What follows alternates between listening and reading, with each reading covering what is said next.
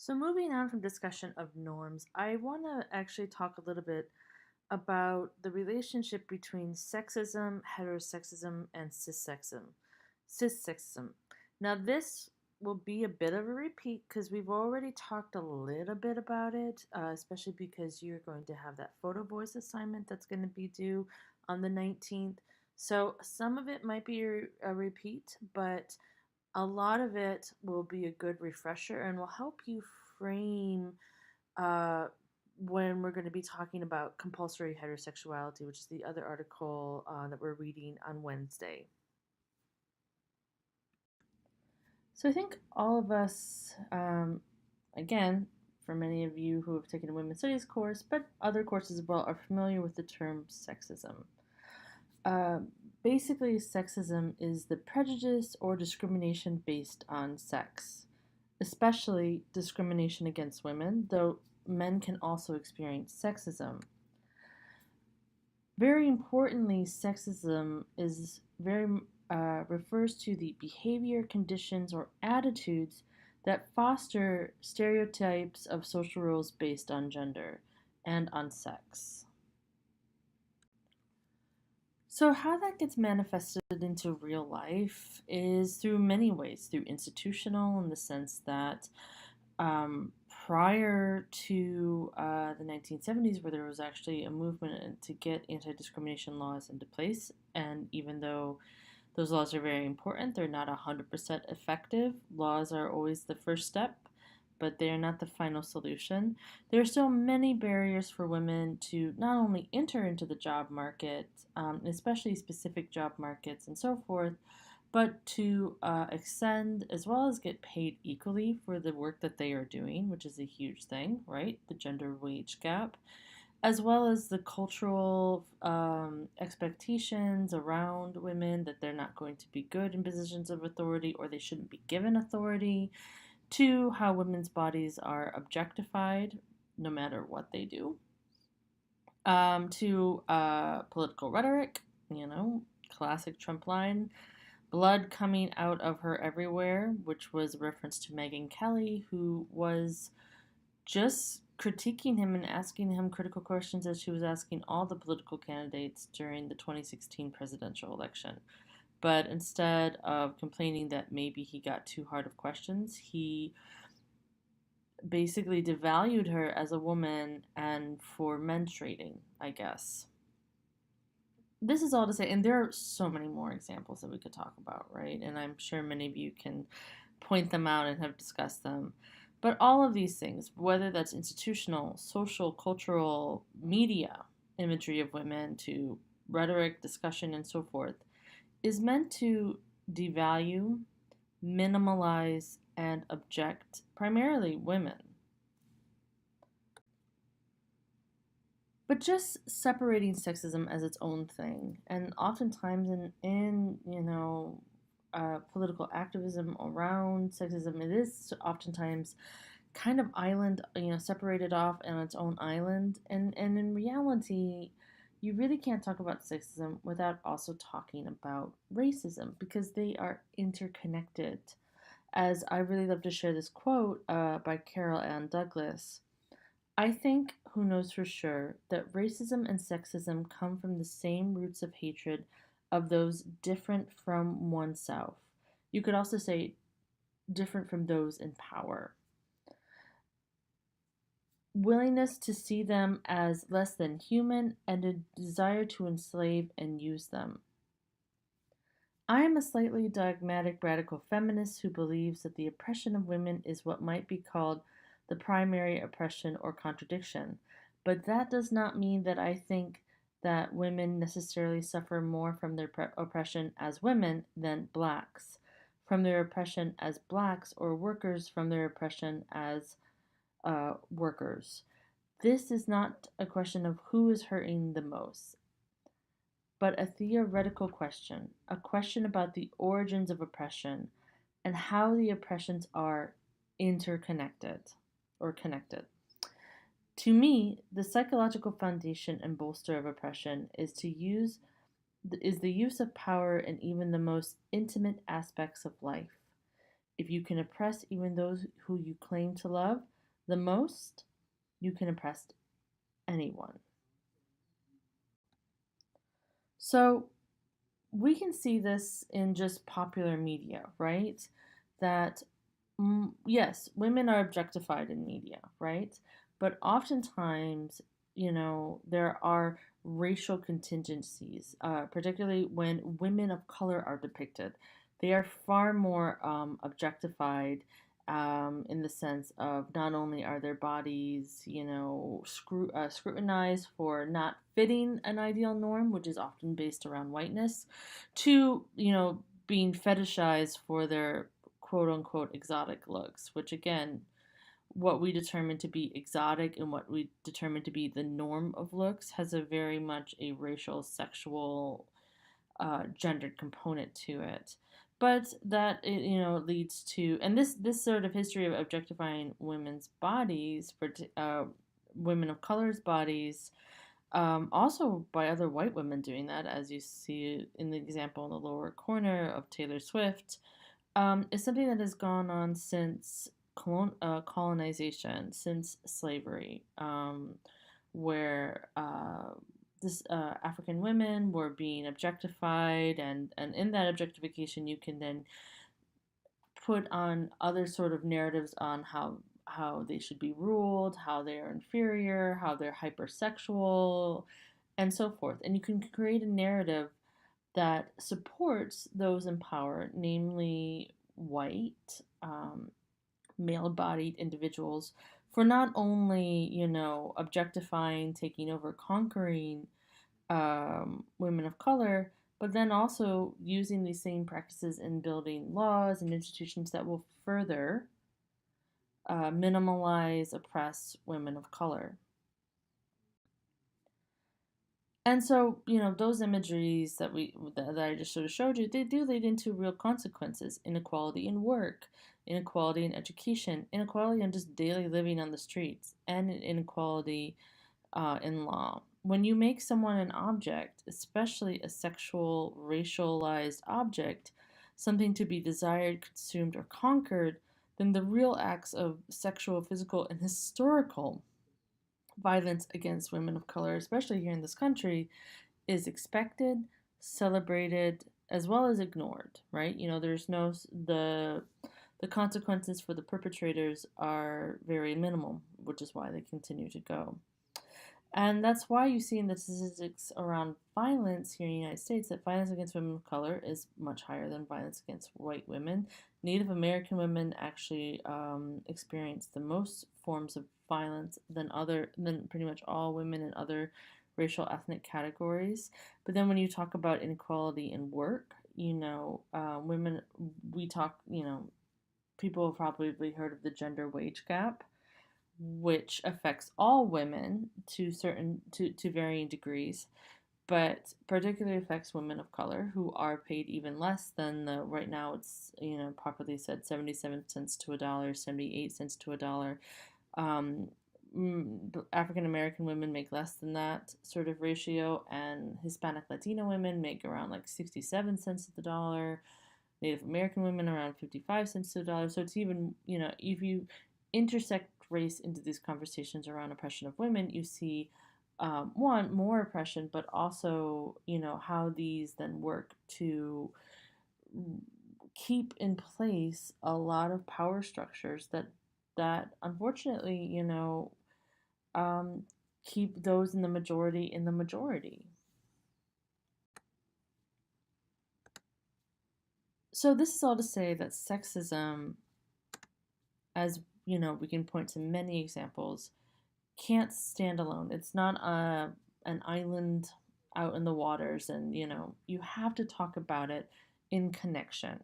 So as I said before, you have to talk about sexism with racism, or vice versa. You can't talk about racism without sexism, because they are implicated, both in the ways that both men and women of color are marginalized, oppressed, objectified, killed in this country, but also how these two intertwine in creating systems of oppression that go even beyond just the everyday acts of oppression to institutional oppression, to the ways that the law works to criminalize and dismiss um, racial minorities as well as women, and and how women of color especially feel the brunt of that.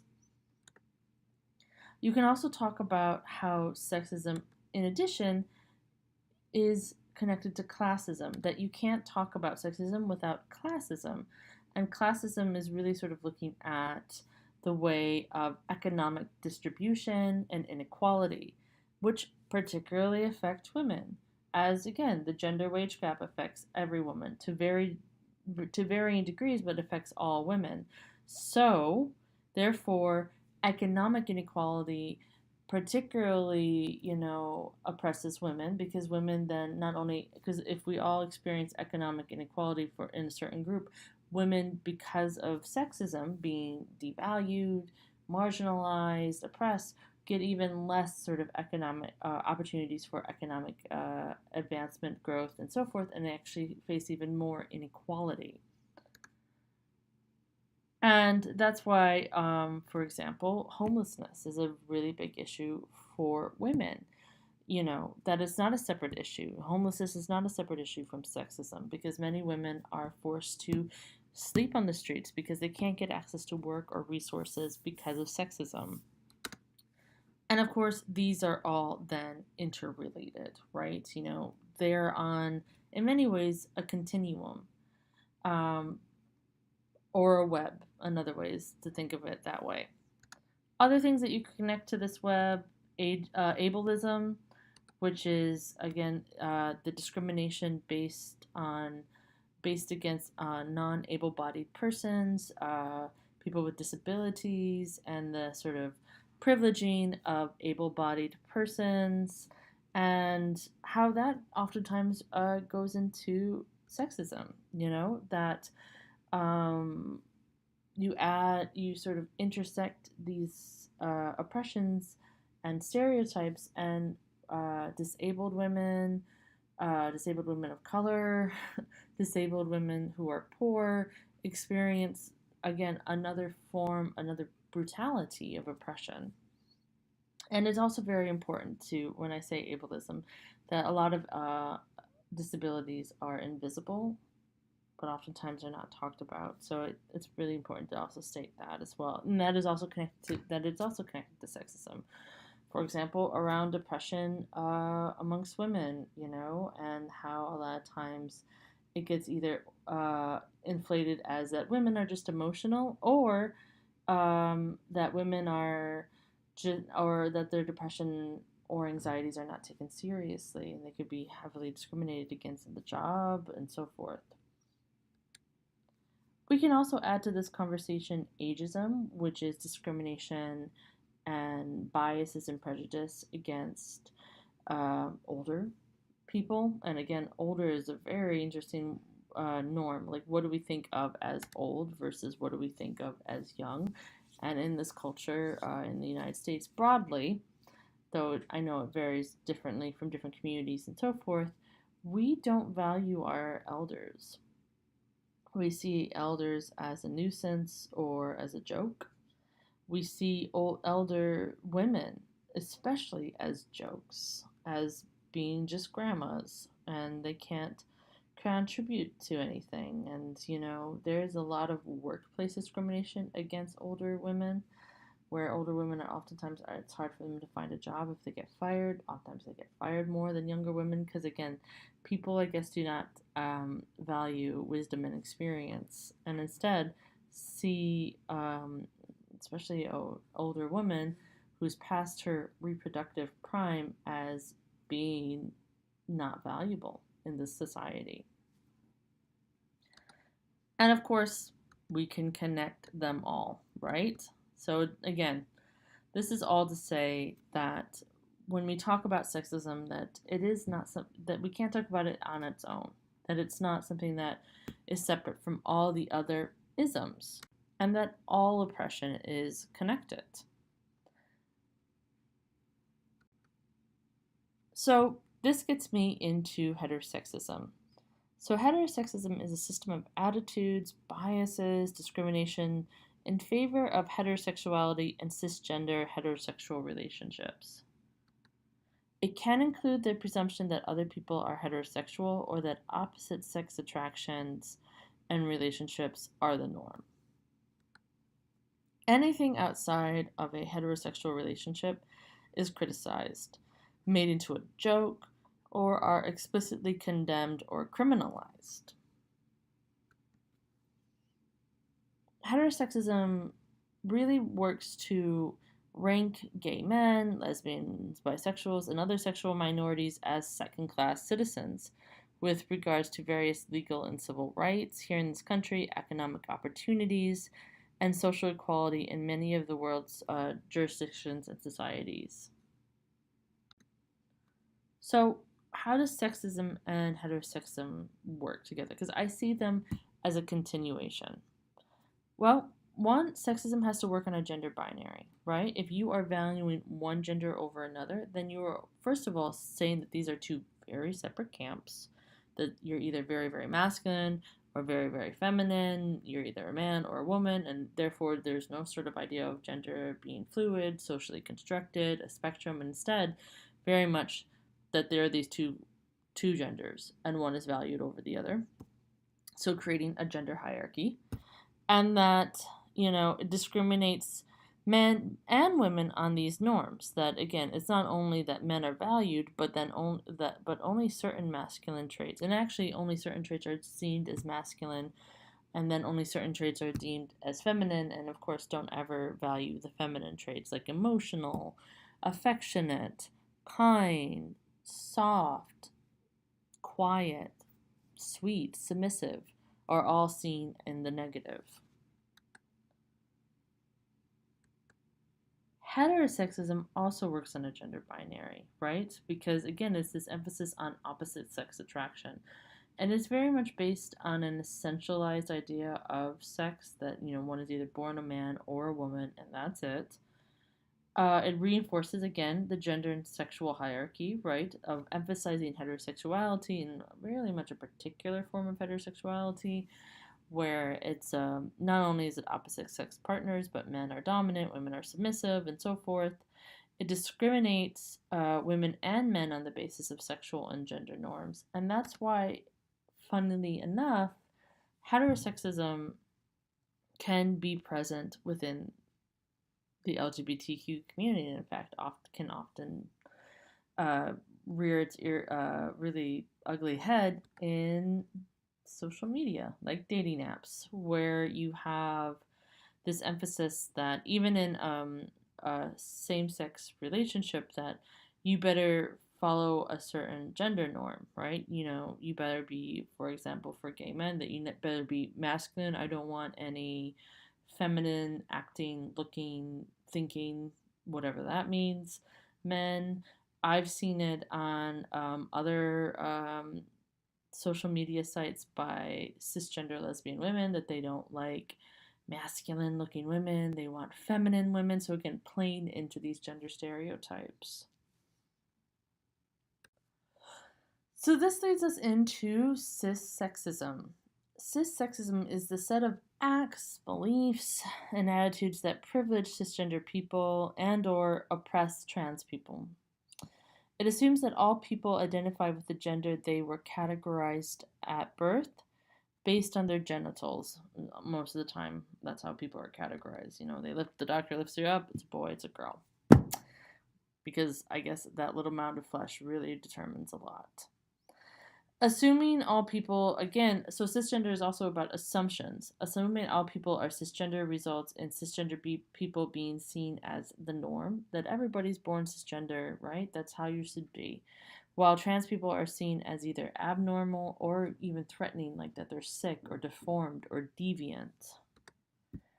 Anybody who does not pass or identify as cisgender faces cissexism. So passing is also about if a transgender person can pass so that they are not quote unquote identified as being trans and so forth, then they are valued more because at least they can pass as being cisgendered. Um, Cissexism is often seen as a subtler form of transphobia, as it is mostly seen how trans people are depicted, discussed, or treated in day to day interactions. And cissexism really works to depict trans people, especially trans women, but of course trans men, as either threatening, a joke, or mentally ill. So much like heterosexism is a continuation of sexism, cissexism is a continuation of sexism. Because again, sexism works on a gender essentialism, right? You're either born this way or born that way, and then all the traits associated are innate, are natural, right? Men are naturally supposed to be strong. Women are naturally supposed to be caregivers and mothers, right? And then that works to reinforce a gender hierarchy that devalues women, devalues femininity, devalues anything that we associate with the feminine. Well, cissexism very much is dependent on the idea of a gender essentialism, that you're either born male or born female, and if you stray off that path in any way, well, then you're unnatural, right? Again, this assumption that cisgender is the norm. And with that, then, reinforcing a gender hierarchy in which those who step outside of their gender category are seen as deviant, abnormal, or a joke, and works to also devalue any sort of feminine traits that somebody might have, regardless of what gender they might identify with.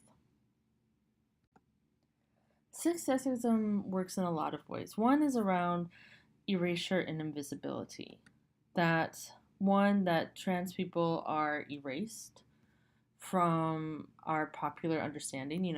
I love these comics because I think they really show cissexism in work. The first one being, I never met a trans person before. In translation, I assume I can identify one because I assume that they're just waiting, that they're easily to identify, and they're not going to be just like us normal people, right? Again, assuming that cisgender is the norm.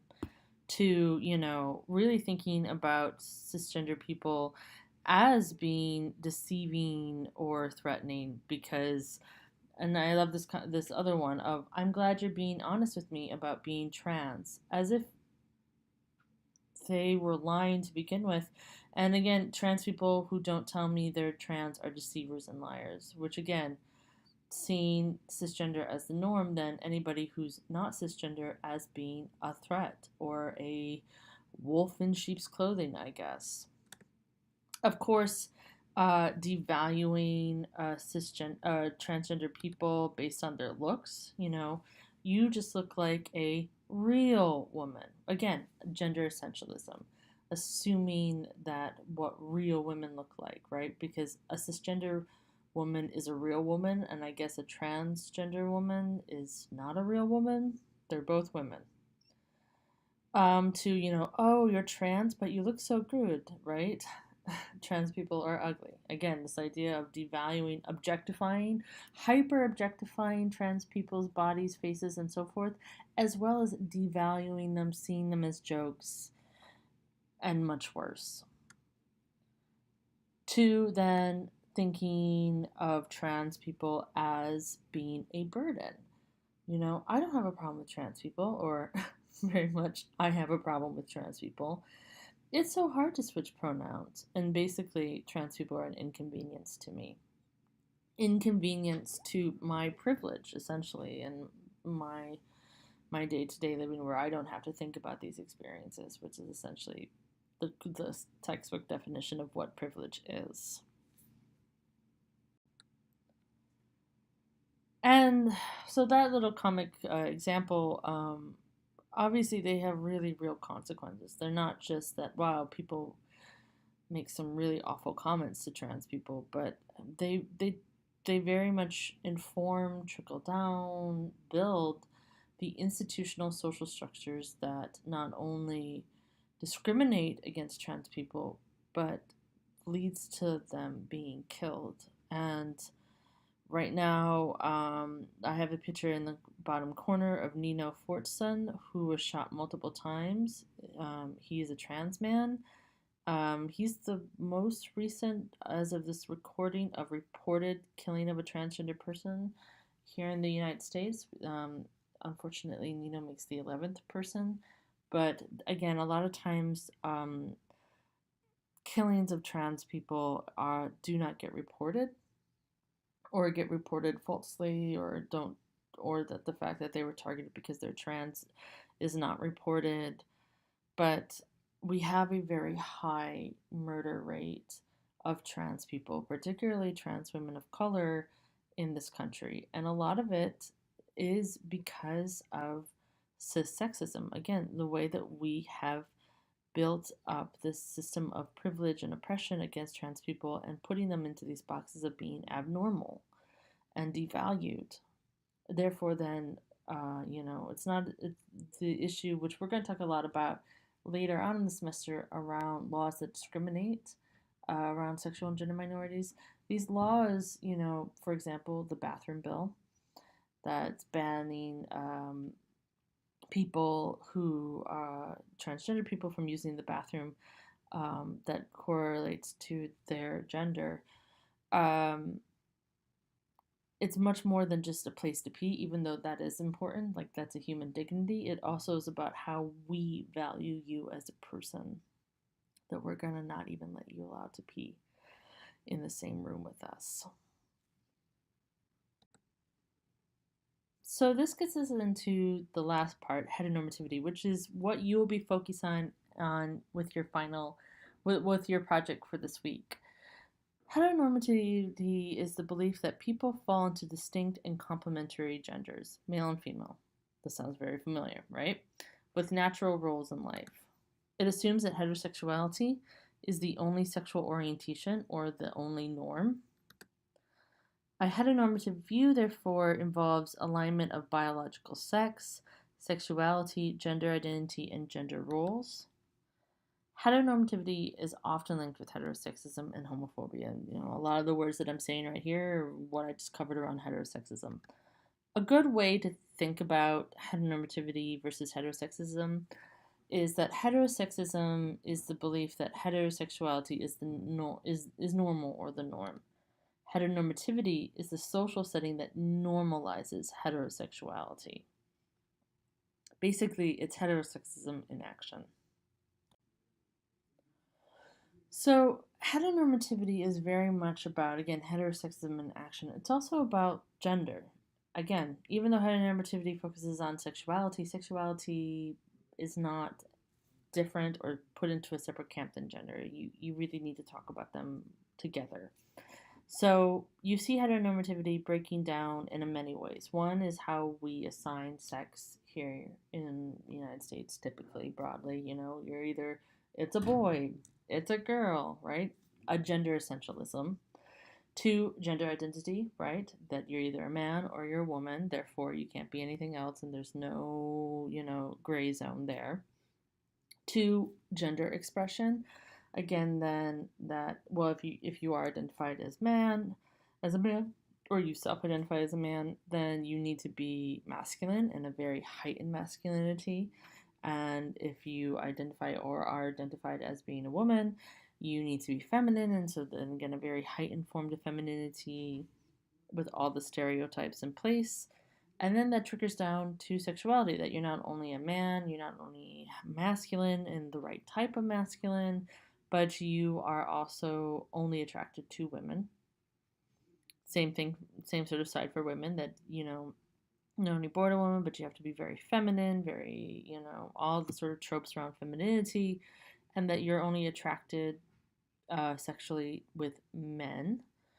And then down to finally relationships, that it's, then it's not only that you're attracted to women as a man, but that you're only going to be getting married, having a baby, all that sort of things. Same thing for women. Cisnormativity is the enforcement of harmful gender binary systems and the assumption that all people identify with the gender identity they were assigned with at birth. Cisnormativity is Particularly harmful because, much like heteronormativity, it establishes a hierarchy in gender identities. When cisgender people are the only people represented in the media, sex education, medicine, you have it. It enforces the idea that transgender or gender non binary people and stories are less important. Again, sounds very familiar to cissexism because it is. Cissexism is the belief that being cisgender is the normal or norm. Cisnormativity is about cissexism in action. So, there are countless examples of heterosexism and cissexism, and part of your assignment for the photo voice one is on the 19th is to explore that in the picture. I mean, essentially, what it does is it not only places people into very strict gender boxes, right? You're either male or female, and that's the normal state of way, but we also put into values as well as hierarchies about what's more valued, masculinity over femininity, and so forth. And essentially, what it does is not only does it create incredible amounts of discrimination, as well as, in some ways, approval for discrimination towards people who do not fit so nicely or neatly in a gender binary, but it also for those who maybe do feel like, hey, yeah, I fit nicely in my gender box. Like, that's who I am. I feel fine, right? You're also constrained, right? You're also experiencing incredible amounts of pressure, whether male or female. If you are in the man box, you have to, you know, act a certain way, or you will get heavily teased or attacked. Same thing for women or the female box. So, at its core, these sort of isms, right? Heterosexism, cissexism, they're on a continuum, and a continuum around gender, gender oppression. And that you can't talk about heterosexism and cissexism without talking about sexism. And then when you talk about sexism, you can't talk about sexism in isolation. You have to talk about how it's connected to racism and very much how they feed one another, right? Because they have basically the same formation to ableism, to classism, and so forth. So these past two lectures, the one on norm and then this one right now on sexism, heterosexism, and cissexism, is all to lead you up to talking about compulsory heterosexuality, which is Adrienne Rich's seminal article, which looks at how society very much enforces, obviously, heterosexuality, which is related to heteronormativity, but that it then also, by doing that, erases or devalues or very much oppresses relationships between individuals. Now, Adrienne Rich, she wrote this in the 1980s. She identifies as a lesbian. So she's very much predominantly looking at female to female, women to women relationships and how compulsory heterosexuality, or another term you could use is heteronormativity, has been used to devalue the relationships between women. Okay, so the next lecture will go into more detail about that.